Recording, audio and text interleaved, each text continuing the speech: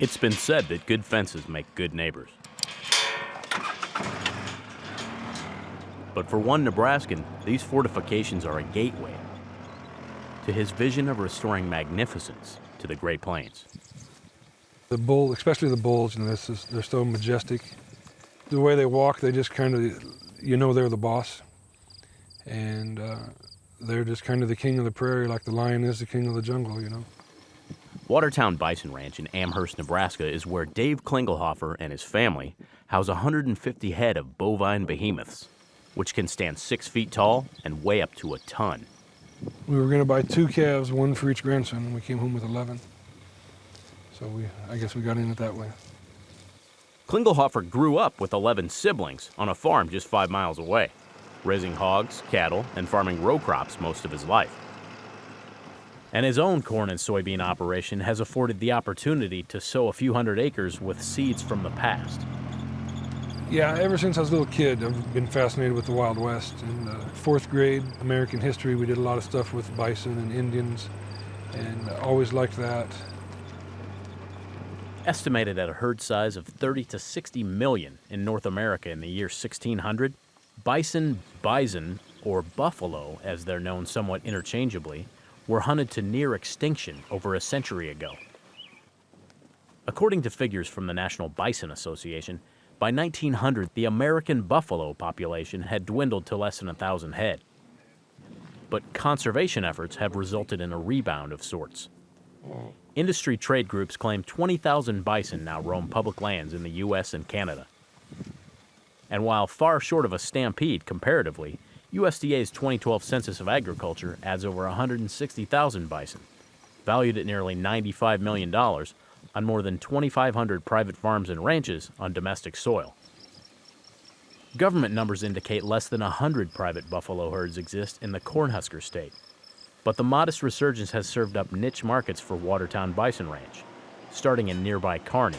He kind of approached us and said, hey, listen, we have this bison, we'd like to kind of see how it would work on your menu. And so we've introduced it as a special item, and it's gone over extremely well.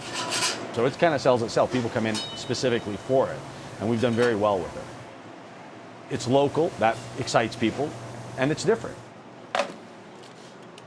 While exotic steaks and burgers spur sales, proponents also tout nutrition, citing the meat's leanness and omega-3 fatty acid content, which they say rivals that of fish. Bison is a beautiful protein. So bison itself, as we know, is a lower fat ratio than beef. It has a higher iron content, and it is very delicate. No gamey flavor to it. Thanks, Dave. Klingelhofer attributes potential health benefits of bison consumption to his animal's simple grass diet, which excludes growth hormones and antibiotics. The difference in a pound of beef and a pound of bison is when you're done frying it, you still have a pound of bison. It's expensive up front, but you actually get what you pay for. Minimal supplements keep input costs down, but the Buffalo Man says time is a top hurdle.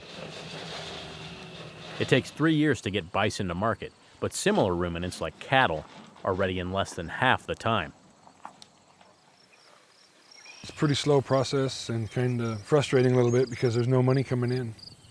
With the beef cattle, you can sell all your calves at one time and get a big check, where these things, it's more of sell 1 or 2 at a time. Premiums, typically a third or more higher than beef, are the payoff. Consistent price helps lure customers willing to pay $12 to $16 per pound for bison cuts. However, the bison farm anticipates the extended shelf life of jerky will help provide the backbone they seek for their business. Upping their ability to provide a larger volume of merchandise has led to an arrangement with Tennessee-based Tractor Supply Company that provides cured product to coastal and southern test markets.